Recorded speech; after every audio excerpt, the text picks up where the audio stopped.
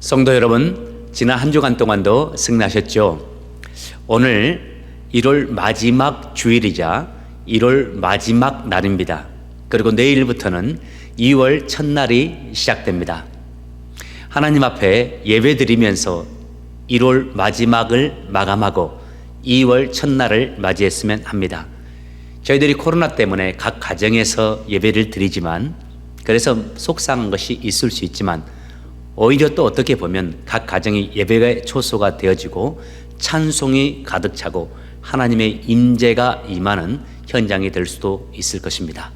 오늘 이렇게 우리의 온 마음을 다해서 신령과 진정으로 주 앞에 예배하며 나갑시다.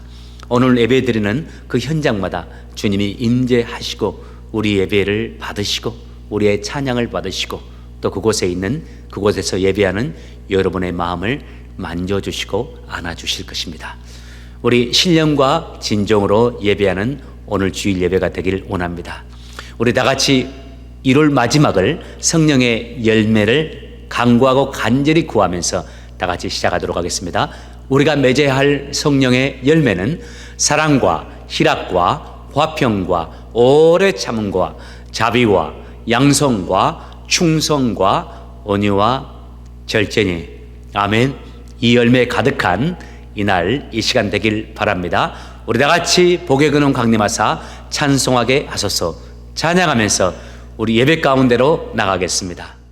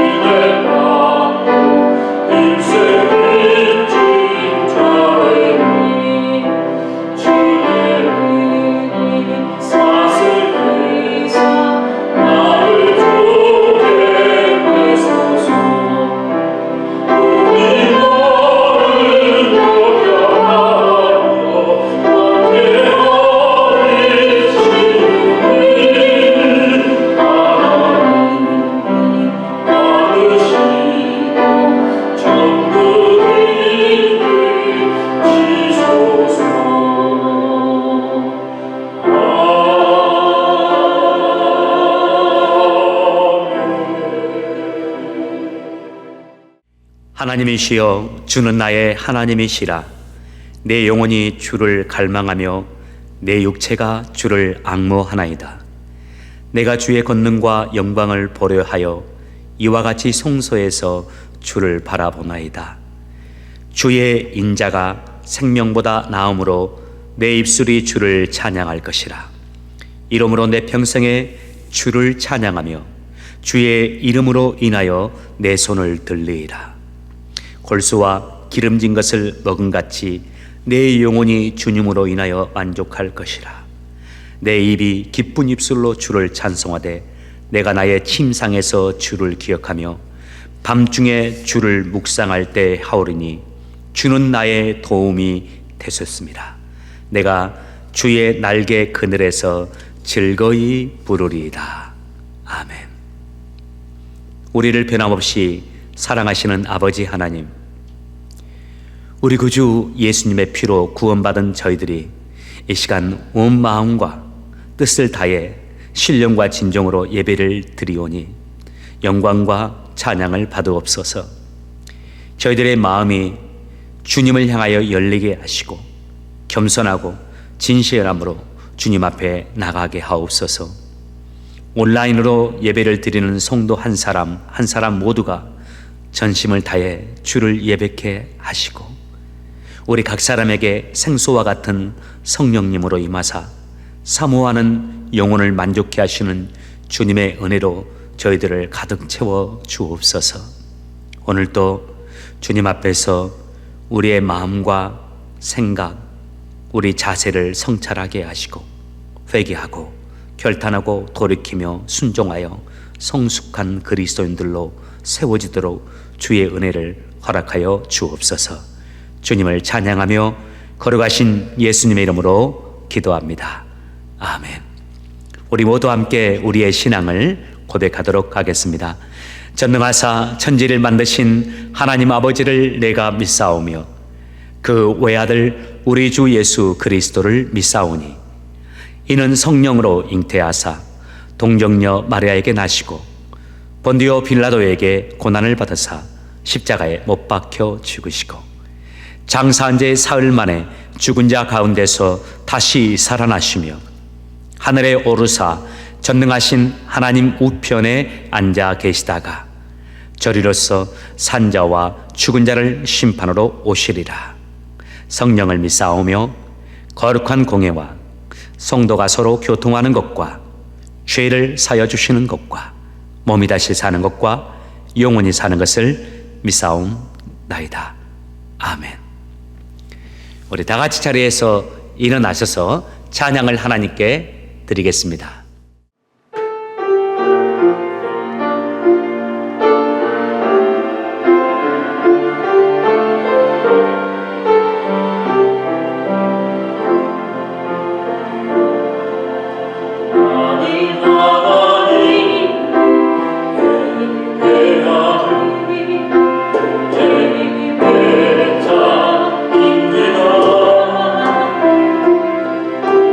내가 서 있는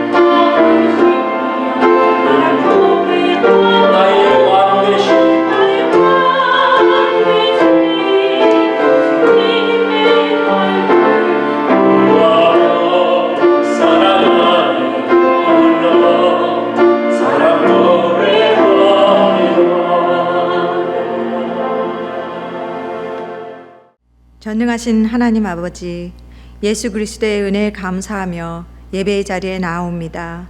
오늘의 기도와 찬양, 저희들의 예배를 받아 주시옵소서. 신실하게 진실함으로 예배의 자리에 서서 나아가게 하옵소서. 한 주간의 삶과 직장, 가정을 예수님의 십자가 앞에 내려놓고 참여할 수 있는 심령 되게 하옵소서. 예수님의 십자가 앞에서 저희들 깨끗함을 입고 오늘의 예배 자리에 설 수 있도록 성령님 도와주시옵소서. 아멘. 하나님, 정치적으로 격변하는 이 미국을 주님께서 인도하시고 더 많은 교회들이 나라를 위하여 기도하는 자리에 나올 수 있도록 하옵소서. 전국의 교회들이 함께 미국을 향하여 중보하며 코로나의 종식을 놓고 함께 기도할 수 있도록 중보기도자들이 교회마다 세워지게 하옵소서. 아멘. 하나님, 우리들의 아버지, 이 어려운 시기에 저희 주찬양교회 성도들 물질의 필요를 채워주시기를 간절히 기도합니다. 아멘. 또한 직장과 사업장의 출퇴근길에도 함께 하셔서 아멘. 코비드로부터 안전하게 지켜주시기를 간절히 기도합니다. 아멘. 육신이 지치고 연약한 성도님들을 날마다 보호하시고 인도하셔서 매일의 일상을 기쁨으로 감당하는 참 성도들 되게 도와주시옵소서. 아멘. 저희들 성전의 예배도 모든 성도들에게 오픈되어서 함께 예배할 그날을 간절히 기도하며 각자의 예배 자리가 정결하게 뜨겁게 채워질 수 있도록 인도하여 주시옵소서. 아멘. 하나님, 저희 자녀들 주님 손에 의탁하며 저희들 간절히 기도합니다. 어려운 가운데 올려드리는 중고등부 예배에도 성령께서 기름 부으시고 함께 하셔서 자녀들의 중심에 구원의 확신과 예수님을 향한 믿음이 새겨질 수 있도록 도와주시옵소서.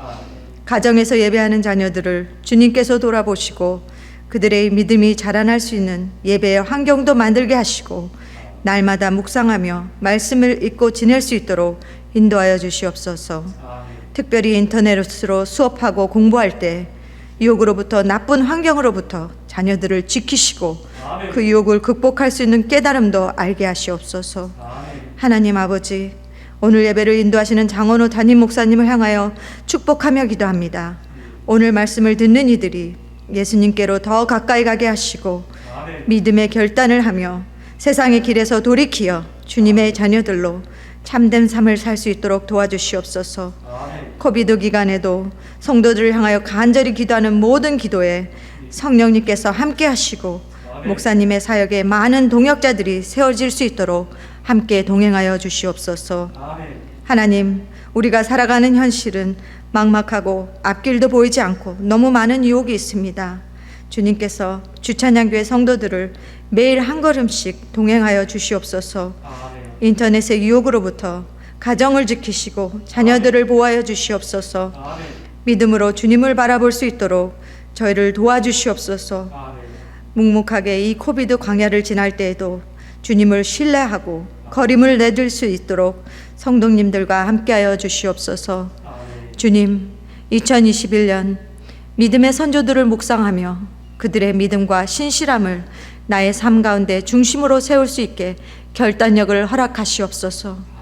마음의 중심이 더 단단하여지고 믿음의 뿌리는 깊어지는 가정들 되게 하시고 성도들을 돌아보고 섬길 수 있는 믿음을 키워나가게 하시옵소서.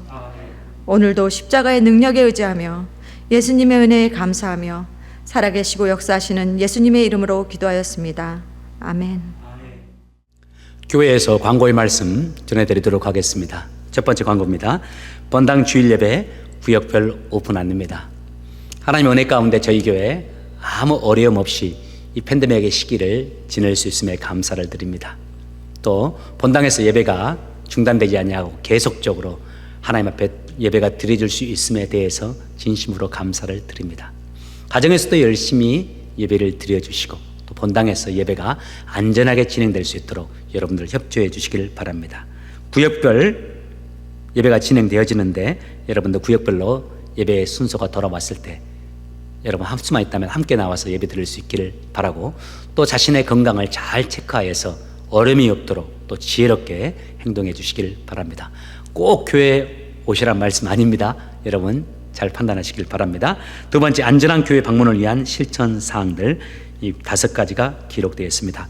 여러분 잘 지켜주고 계시는데 앞으로도 계속적으로 잘 협조해 주시길 바랍니다.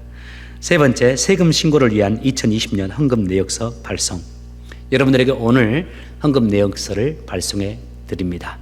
여러분들 다음 주 혹은 10일 뒤에면 10일 정도가 지나면 여러분 각 가정에서 헌금 내역서 주보 용지와 함께 받아볼 수 있을 겁니다. 혹시 못 받은 분이나 또 헌금 내역서가 또 추가적으로 필요한 분이 있으시다면 재정부에 문의해 주시길 바랍니다. 친절하게 안내해 주실 겁니다. 그 다음 광고. 영혼관리 잘 하십시오. 팬데믹이 오래되다 보니까 이제 우리의 영혼이 쉽게 흔들릴 수도 있죠. 여러분들 잘하고 계시리라 믿습니다. 말씀 가까이 하시고 늘 기도하시면서 하루하루 사시면서 영혼관리 잘 하시고 무엇보다 감사하며 사시길 바랍니다. 절제의 열매, 입술의 열매, 입술에 절제가 있도록 하시고 또 순종하면서 사는 여러분 되시길 바랍니다. 다섯 번째, 헌금 안내입니다. 정말 어려운 상황인데 하나님의 나라 위해서 애쓰시고 주의 영광을 위해서 먼저 그 나라와 그 의를 위해서 물질을 하나님께 드린 여러분, 하나님께서 삶에 필요한 모든 것을 채워주시고 더 선한 길로 인도하시는 축복이 함께 하시길 주의 이름으로 축원합니다. 나머지 사항은 주보를 참조해 주시길 바랍니다. Good morning, everyone. Today Bible is Matthew chapter 4, verse 1 through 4. Matthew chapter 4, verse 1 through 4. Let's read together. Then Jesus was led by the Spirit into the wilderness to be tempted by the devil. After fasting 40 days and 40 nights, he was hungry. The tempter came to him and said, "If you are the Son of God, tell those stones to become bread." Jesus answered, "It is written, man shall not live on bread alone, but on every word that comes from the mouth of God." Amen. Through today's story, we know that Jesus should be tempted in the wilderness by the devil because Jesus is the Messiah. And as a representative of us, Jesus should be tempted and should overcome the temptation. If Jesus failed in the temptation, we cannot be saved from our sin. Thankfully, Jesus had a victory from the temptation, and he has become our Savior. From the time, by faith, everyone who believes in Jesus can have the victory of Jesus Christ. If so, what attitude should we have in our temptation? When we live in this world, we also have a lot of temptation. In this situation, what should we do? Through today's Bible, let's see our attitude about temptation. What mind should we have about temptation? We should know that everyone can have the temptation. It is not the end when Jesus has overcome the temptation. Although Jesus overcome the temptation, we are still in the temptation because our enemy, devil, do not give up tempting to us. Although he was defeated by Jesus, he continually tried to tempt us. It's our situation. And sometimes God allows us the temptation. We may know the story of Abraham. One day, God called Abraham. He said, "Abraham, here I am," Abraham replied. Then God said, "Take your son, your only son, whom you love, Isaac, and go to the region of Moriah. Sacrifice him there as a burnt offering on a mountain I will show you." Abraham obeyed to God's commandment. He went to the mountain, and he was about to sacrifice him. God said, "Do not lay a hand on the boy." He said, "Do not do anything to him. Now I know that you fear God, because you have not withheld from me your son, your only son." Why did God test Abraham? Because through the test, God wants to know Abraham's mind, whether he feared God and obey to God and love to God. In the same way, God wants to know the mind of believers, whether they love God or not. So God allows the test, and then through the test, God knows our mind and our faith. After we overcome the temptation or testing, God is pleased us, and then He will bless us. For example, you may know the story of Job. When God allowed him a test, Job lost everything. He lost his whole property, 10 children, wife, even his health. At the time, his wife said to him, "Curse God and die." But Job did not complain to God. And he said, "The Lord gave, and the Lord has taken away. May the name of the Lord be praised." He kept his faith before God. What is the result? God gave Job twice blessing than former life. If we fail in the temptation, what is the result? We know the story of Israel in the wilderness. They failed. They complained to God and they committed sin against God. As a result, they could not enter the promised land. They were wandering in the wilderness for 40 years and died. Only their children who were trained and who passed the test were able to enter the promised land. Therefore, we should know that we also have the test or temptation, and we should overcome the test and temptation. If so, how can we overcome the temptations? Jesus showed us the answer. When Jesus taught prayer to his disciples, he said, "This is how you should pray. Our Father in heaven, hallowed be your name." You may know this prayer. It's the Lord's Prayer. Among this prayer, Jesus said about the temptation, "Lead us not into temptation, but deliver us from the evil one." In this sentence, we know that Jesus knows we have a temptation, and then Jesus teaches us how to overcome the temptation. The method is praying to God, not into temptation, but deliver us. Jesus showed us the good example. Jesus has also overcome the temptation with prayer. Before tempting, already Jesus had been praying to God during 40 days and 40 nights. He didn't even eat the food and just focus on prayer. After the enough prayer, Jesus could overcome the temptation. In the same way, without prayer, we cannot overcome temptation. Therefore, by praying to God and by depending on Jesus, we can overcome temptation. Whenever temptation comes to us, let's pray to God.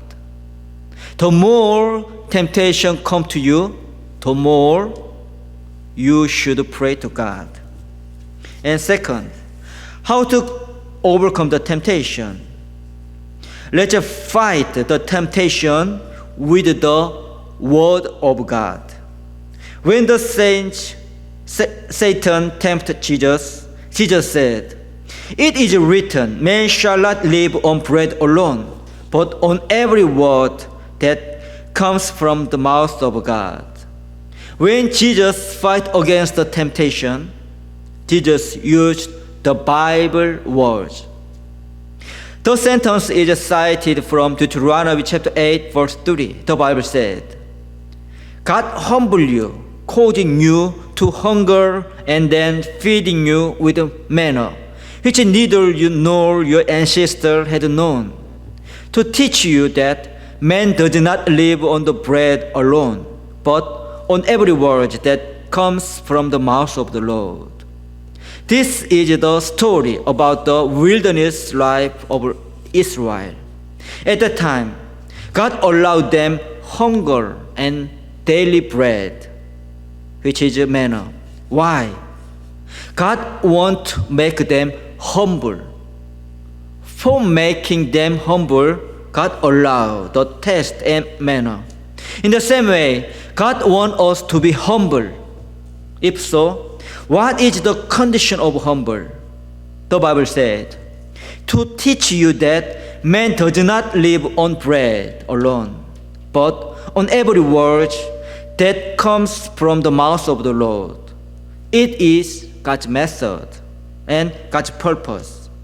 God wants His people focus on God and His word, not earthly food. Jesus knows the will of God, so when the temptation comes to Him, Jesus fought it with exact words of God. It's a very good method. Therefore, we should know the Bible exactly. If we confuse the meaning of the Bible, our enemy tries to tempt us with the ambiguous meaning of the Bible. They want to deceive us with the Bible. Therefore, let's try to know the meaning of the Bible exactly, and let's try to memorize the Bible. It's so useful to us. Today, we look at how to overcome the temptation. If we fail the temptation, our blessing from God get further away and we may go astray. Therefore, let's fight against the temptation. At first, we should fight temptation with prayer. Second, we should fight temptation with the Word of God. When we fight against temptation by depending on Jesus, Jesus will help us and we will have a victory and a blessing from God. Let's fight temptation and have a victory. It is the will of God. 아멘.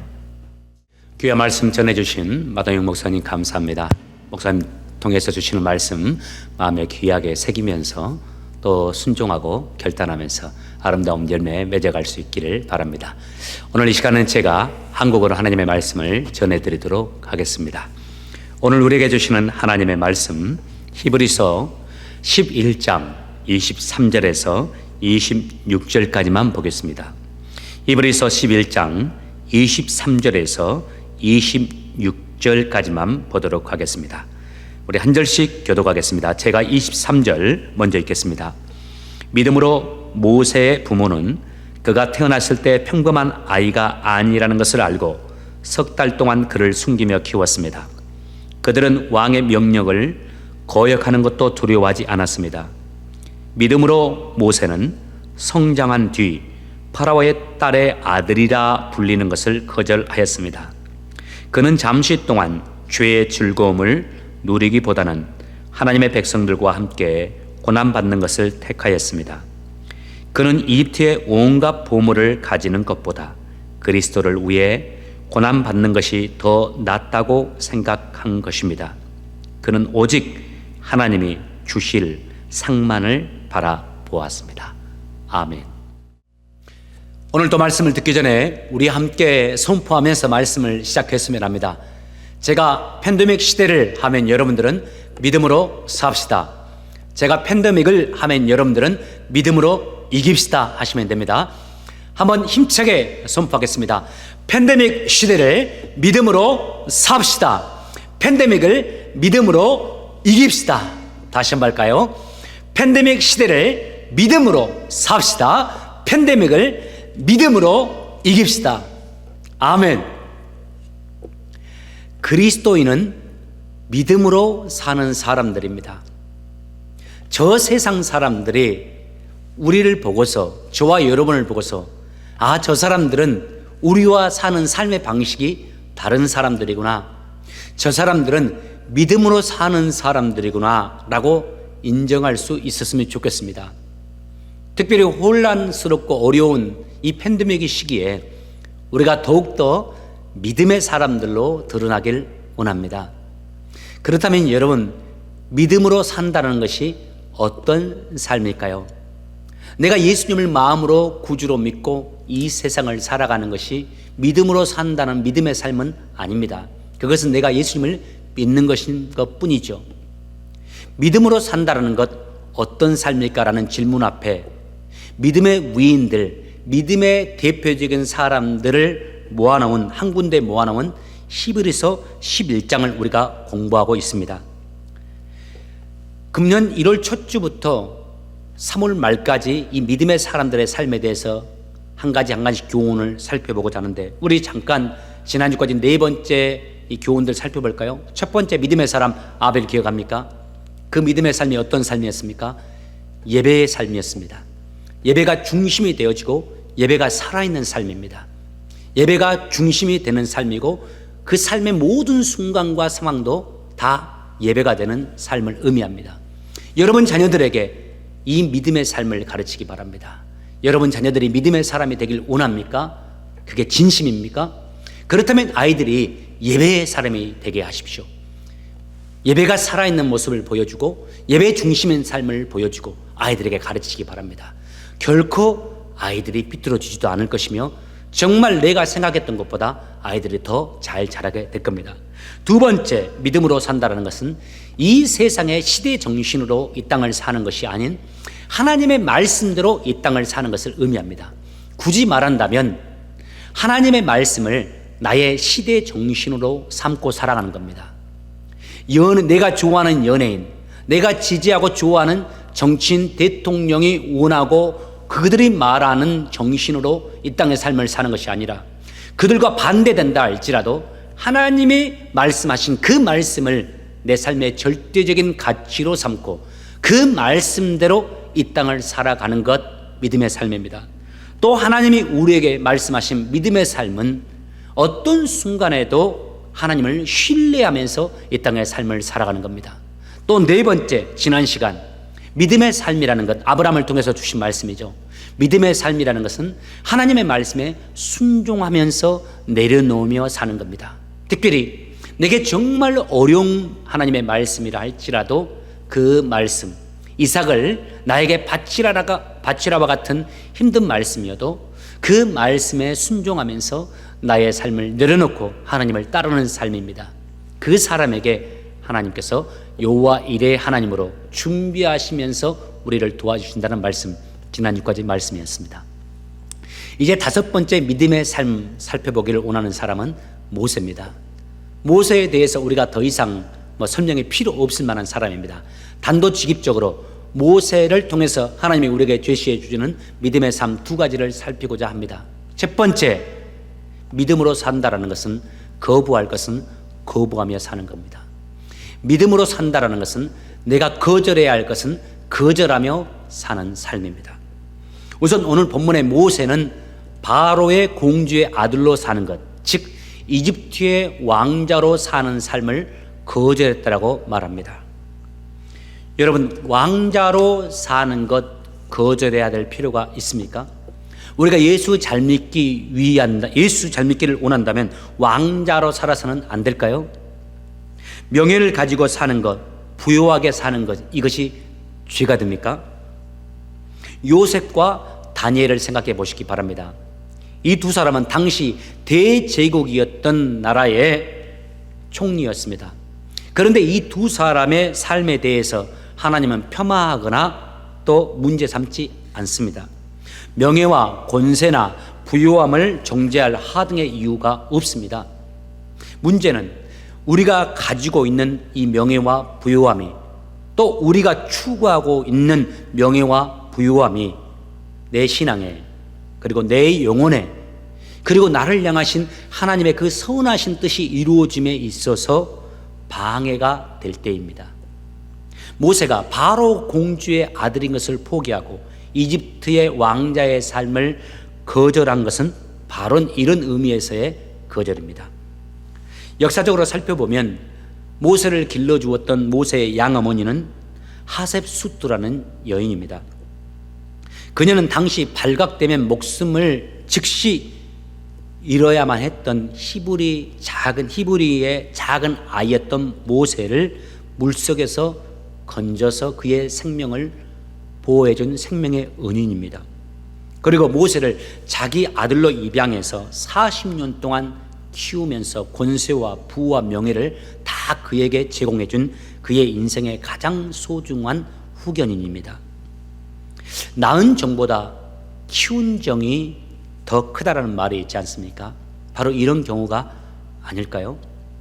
그런데 모세가 그 양어머니 하셉수트를 떠난다는 거 참 쉽지 않았을 겁니다. 그뿐만 아니라 모세는 이집트 왕자로서의 삶도 거절합니다. 즉 부요함, 권세, 명예, 안락함을 포기해버립니다. 다시 역사적으로 살펴보면 모세의 양어머니였던 이집트의 공주 하셉수트는 당시 이집트 왕 바로의 무남 동료였습니다. 즉 특별한 일이 없는 한 그 무남 동료의 아들이었던 모세는 이집트 왕이 될 수 있는 아주 유력한 후보 중에 한 사람이었습니다. 모세도 이것을 잘 알았을 겁니다. 그런데 모세는 그 삶을 포기합니다. 마가복음 10장에 나오는 한 부자 청년 기억하실 겁니다. 그는 예수님을 존경했습니다. 예수님으로부터 구원이 이루어지고 있음을 느끼고 믿었습니다. 그래서 그가 예수님을 따르는 제자가 되길 원했습니다. 그런데 결국 그는 예수님의 제자가 되지 못하죠. 무엇 때문이었습니까?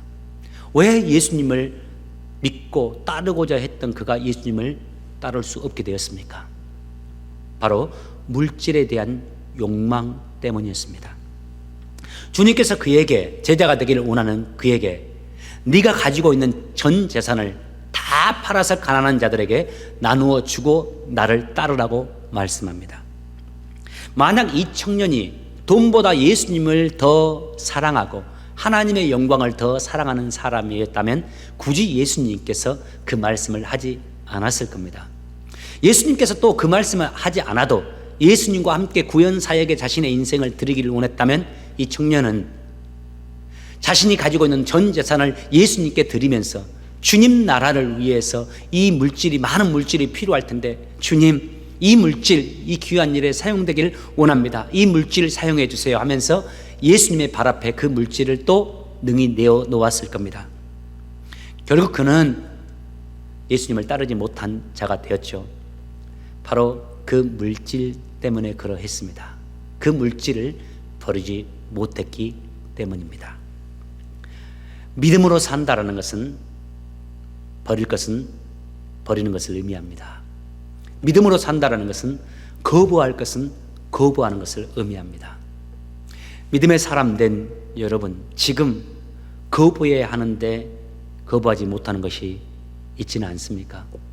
혹 지금 내가 믿음의 사람으로 살아가기 위해서 거절해야 하는데 거절하지 못하는 것이 있지 않습니까? 그거 무엇입니까? 그거 거부하고 거절할 수 있길 바랍니다. 두 번째, 믿음으로 산다라는 것은 선택해야 할 것을 선택하는 겁니다. 내가 진정 믿음으로 사는 사람이 되기 위해서, 믿음의 삶을 살기 위해서는 내가 선택해야 할 것을 선택하며 살 때 가능합니다. 본문 25절을 다 같이 보시기 바랍니다.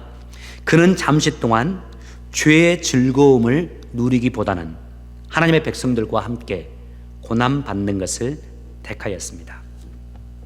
모세는 이 세상에서 잠시 동안 이집트의 왕자로서 즐겁게 사는 것을 포기했습니다. 거절했습니다. 그리고 하나님의 백성들을 인도하는 삶을 선택했습니다.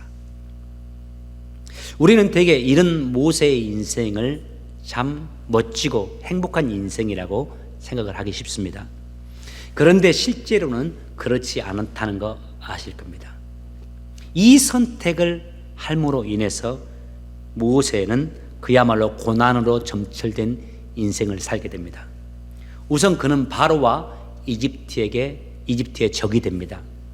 또 바로에게 협박을 받으며 쫓기는 인생이 됩니다. 뿐만 아닙니다.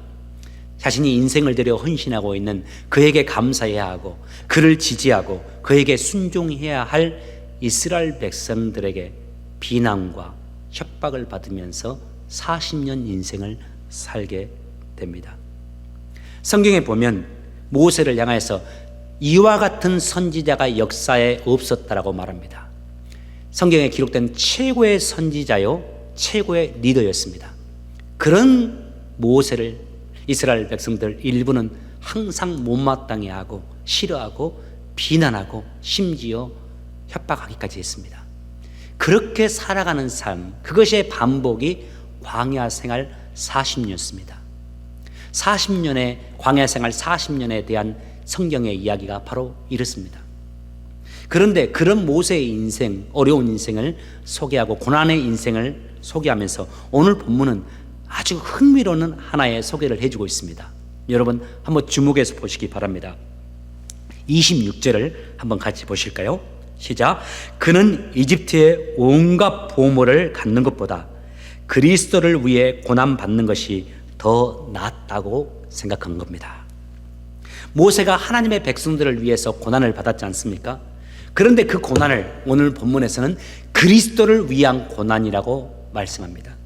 모세가 이스라엘 백성들을 인도하면서 당했던 그 고난을 우리 예수님을 위해 당한 고난이었다고 성경은 표현합니다.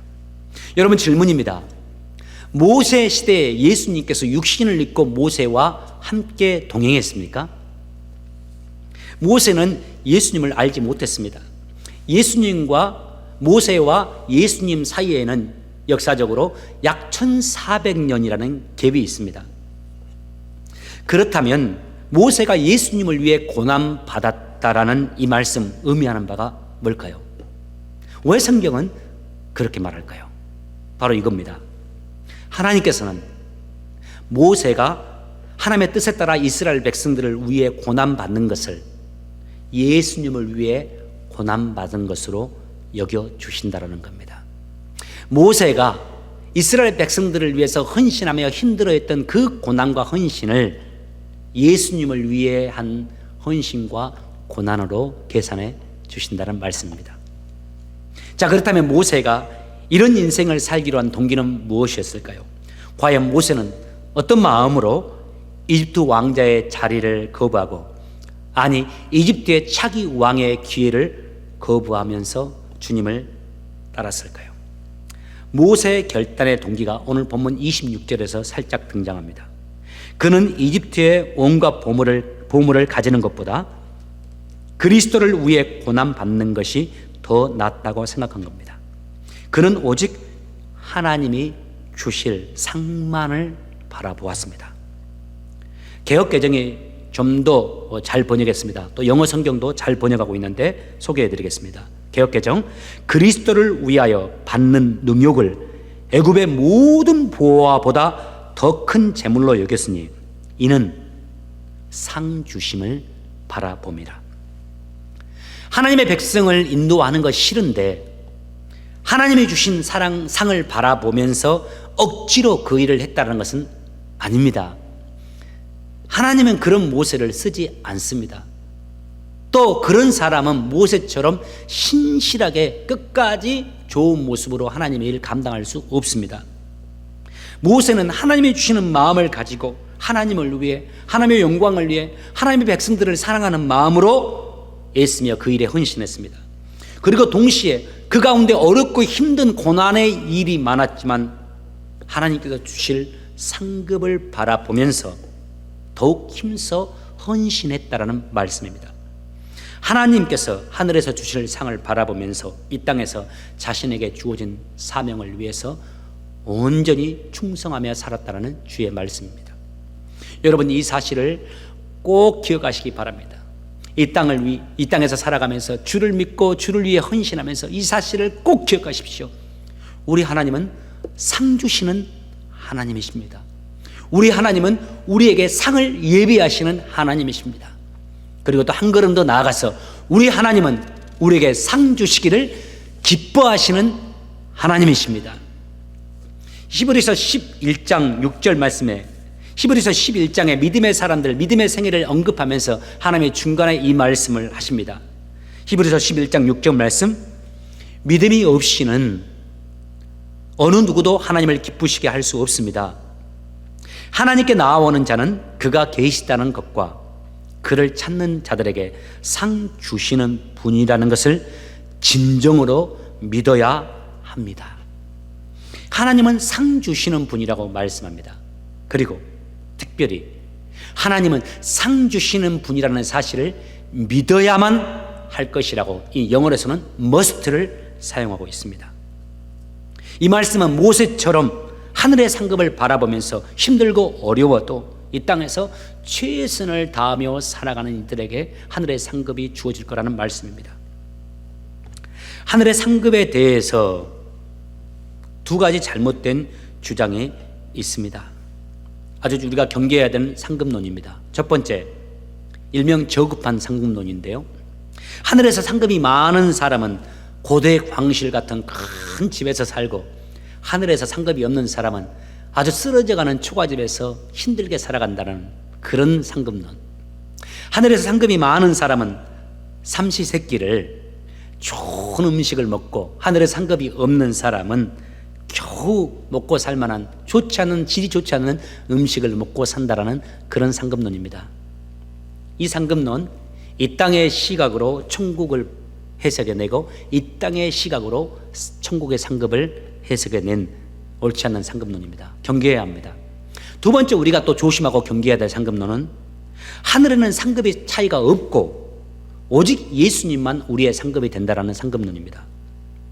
이들은 하늘에서도 누군가는 상급이 많고 누군가는 적다면 열등감이 생길 것이고, 이런 하늘에서조차도 우열이 가려진다면 나는 그런 천국 가고 싶지 않다라고 말을 합니다. 이들은 이 땅에서 어떻게 살았든지 간에 우리가 예수 믿고 천국 가면 우리는 다 똑같은 입장이 되어지고 똑같은 옷을 입고 똑같은 모습으로 살 거라는 그런 말들을 합니다. 그러다 보니 이 천국 상급론을 믿는 사람들은 이 땅에서 주의 영광을 위해서 최선을 다하는 노력, 인내하고 절제하고 더 거룩하게 살고자 하는 성화의 과정이 아주 약합니다. 힘들면 쉽게 분노해 버리기도 쉽고, 충성하다가도 힘들면 그 충성의 자리를 벗어나기도 하고, 심지어는 이 땅에 살면서 힘들면 자살을 해도 천국 가면 괜찮다라고 주장하는 사람들까지 있습니다. 이것 또한 첫 번째 잘못된 상급론과 비슷한 시각, 이 땅의 시각으로 천국을 생각하기 때문에 이런 천국 상급론이 나옵니다.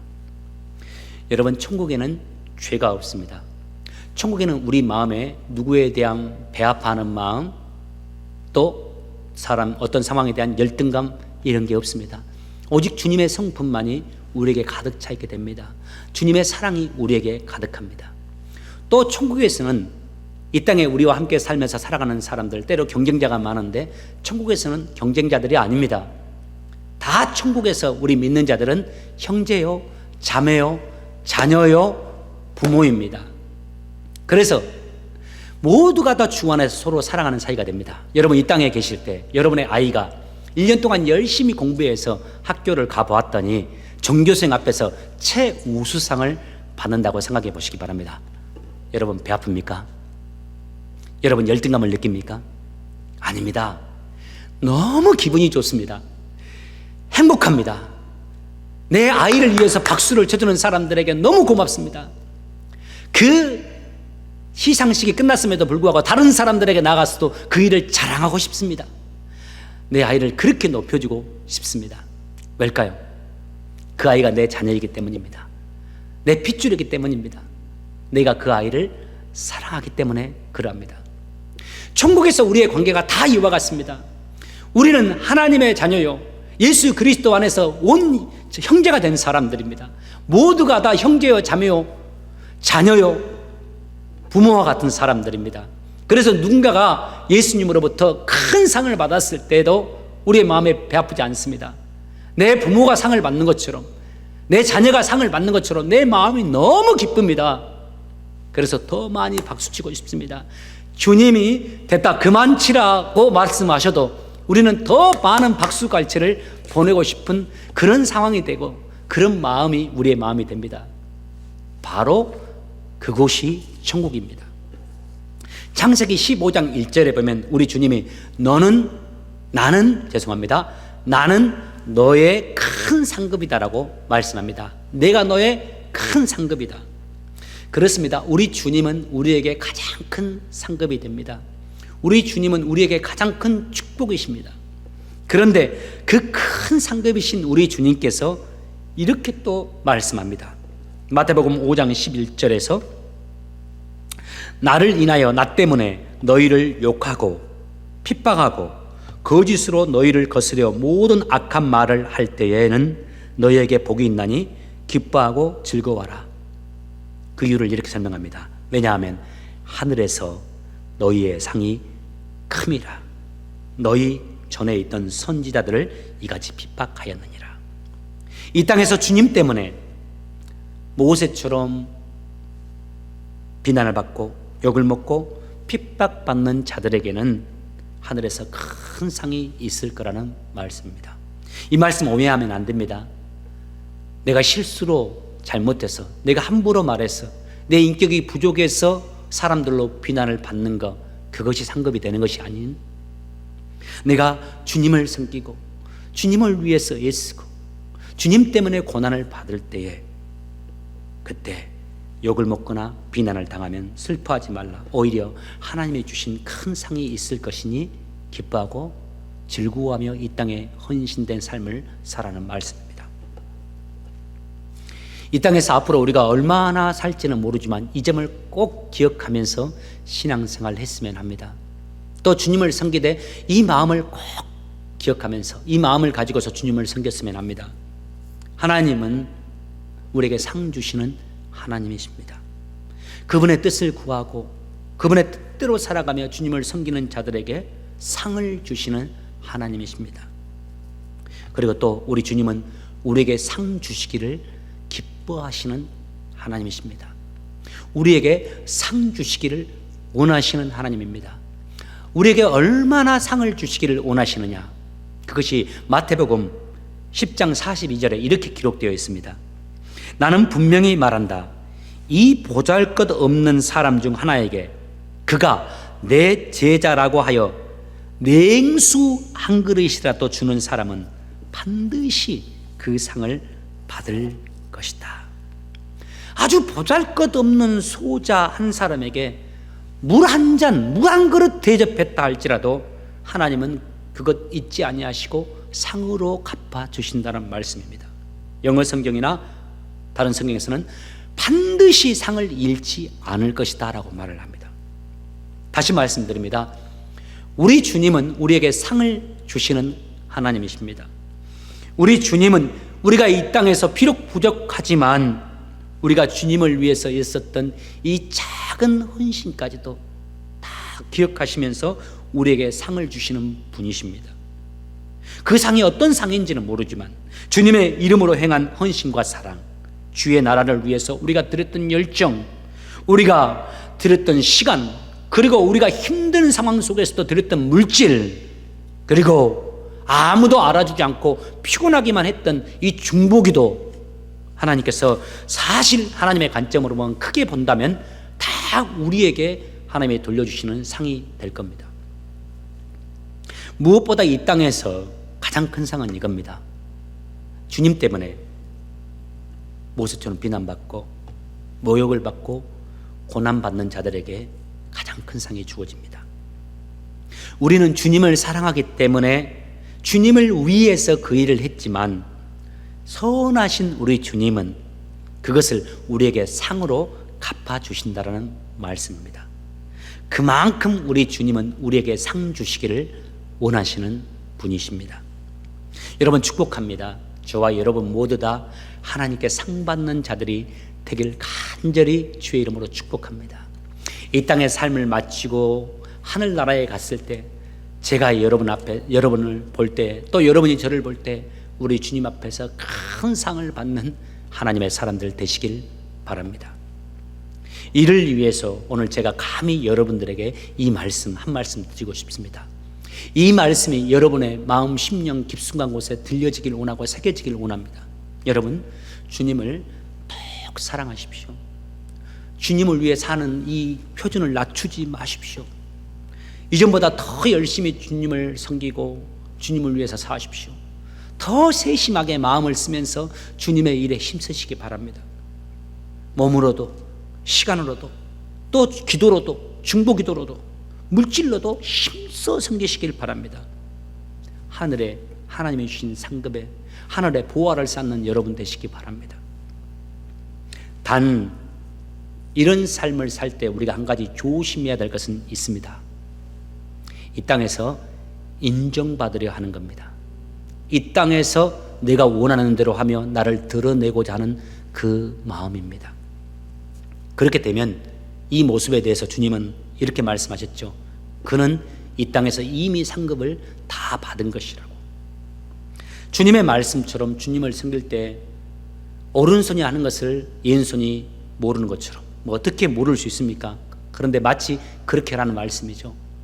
이름 없이 빛도 없이 하라는 말씀입니다. 이름 없이 빛도 없이란 말을 기뻐하시기 바랍니다. 마태복음 6장 6절에서 우리 주님이 은밀한 중에 보신다 하였고 은밀한 중에 보시는 내 아버지께서 너희를 갚으시리라 라고 말씀하셨습니다. 말씀을 정리합니다. 이 땅을 살면서 그리스도인으로서 거절할 것은 거절하며 삽시다. 그것이 아무리 내게 좋고 내게 많은 이익을 가져다 주고 내가 그것으로 큰 부자가 된다 할지라도 내게 부요함을 가져다 주는 것이라 할지라도 거절해야 될 것이라면 거절하는 우리가 됩시다. 두 번째, 이 땅을 살면서 내가 마땅히 해야 할 일을 하면서 삽시다. 마땅히 선택해야 할 그것을 선택합시다. 그것이 내게 정말 힘든 것이라 할지라도 나를 아프게 하고 나를 고단하게 하는 것이라 할지라도 하나님이 원하시는 그것을 선택하며 이 땅을 살아가는 저희들 되길 원합니다. 여러분 축복합니다. 그렇게 살아가는 여러분들에게 상이 많길 바라고 하나님 나라에서 큰 상을 받는 저와 여러분 되시기를 주의 이름으로 축복합니다. 기도합시다. 주님, 이 팬데믹의 시간을 믿음으로 살아가는 저희 모두가 되게 하여 주옵소서. 하나님의 나라를 바라보며 살게 하시고 하나님 나라의 상을 바라보며 이 땅의 삶을 믿음으로 살아내는 주님의 귀한 자녀들 되게 하여 주옵소서. 그렇게 이 땅의 삶을 살 때 저희들 예수님을 닮게 하시고 예수님의 인격과 성품을 닮아가게 하시며 하나님의 영광을 위해 사셨던 우리 예수님처럼 그 예수님의 아름다운 인생을 본받는 우리의 인생이 되게 하여 주옵소서. 주님을 찬양하며 예수님의 이름으로 기도합니다. 아멘. 우리 다 같이 자리에서 일어나셔서 찬송하시면서 준비하신 물질 하나님께 드리겠습니다.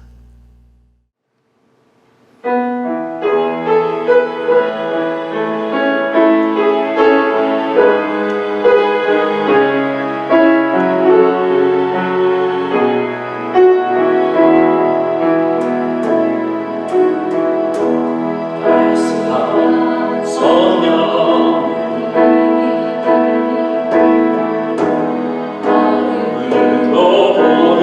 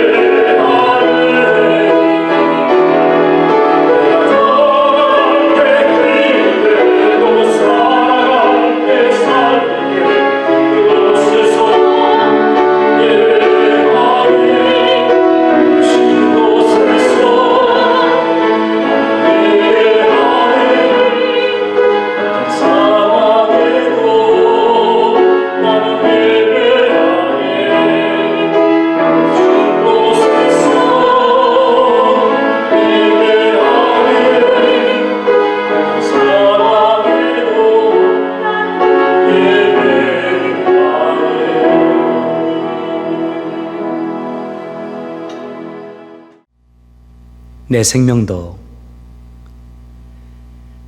내 육체의 호흡도, 그리고 내 손에 주어진 모든 소유가 다 하나님으로부터 말미암았음을 믿음으로 고백하면서 하나님께서 주신 물질의 10분의 1을 따로 떼어 하나님께 정직하게 드린 손길들이 있습니다. 주님, 그들에게 그들의 믿음의 고백대로 그들의 삶에 주인 되어 주셔서 그들의 삶에 하나님이 주신 형통함이 있게 도와주시고 날마다 주님께 찬송하며 살아갈 수 있는 주님의 귀한 종들 되게 하여 주옵소서. 하나님께서 내 삶에 베풀어 주신 감사한 일들 그냥 지나치지 아니하고 하나님께 물질을 드리며 감사의 고백과 찬양을 드리는 손길들이 있습니다. 주님, 그 드린 손길에 복되게 하시고 그 드린 감사가 자라나고 열매 맺게 하셔서 더 많이 감사할 수 있는 일들이 그들의 삶 가운데 일어나게 도와주시고 그들의 삶을 통해 많은 이들이 또 주의 영광이 온 땅에 드러나도록 주님 축복해 주옵소서. 주님의 교회와 나라를 사랑하면서 주님의 나라를 위하여 여러 가지 제목으로 물질을 드린 손길들이 있습니다. 주님, 30배, 60배, 100배의 축복으로 갚아주시고 또 주님으로 말미암아 행복을 누리고 감사하며 찬송하는 삶이 되도록 그들에게 은혜 베풀어 주옵소서. 이제는 우리를 구하시기 위해 이 땅에 오사 우리를 위해 당신의 몸을 내어주신 우리 구주 예수 그리스도의 은혜와 우리를 사랑하시되 끝까지 사랑해 주시는 우리 하나님의 크신 사랑과 연약한 우리를 이해하시고 보호하시고 지켜주시고 응원하시고 인도해 주시는 성령님의 감동 감화 역사하심이 하늘나라의 소망을 두고 하늘나라의 상을 바라보며 이 땅의 삶 주의 영광 위에 살아가기로 다짐하는 사랑하는 성도들 위해 그들의 가정과 삶의 터전 위에 그리고 주께서 세우신 너무나 귀한 공동체 우리 주찬양 교회 위에 지금으로부터 영원토록 함께 계실지어다. 아멘.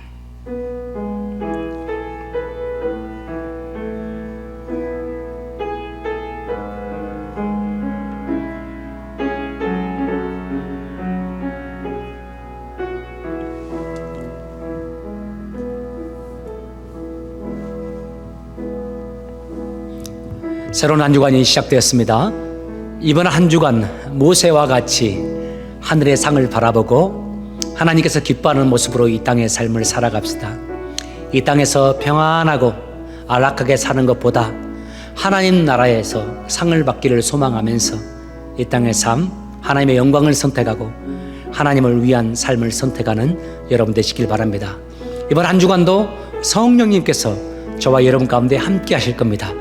담대하게 세상을 살아내시고 그 속에서 하나님의 이름을 높이 드시고 승리하는 여러분의 한 주간의 삶 되시길 바랍니다. 여러분 사랑합니다. 감사합니다. 여러분 힘내시기 바랍니다. 다음 주에 뵙겠습니다.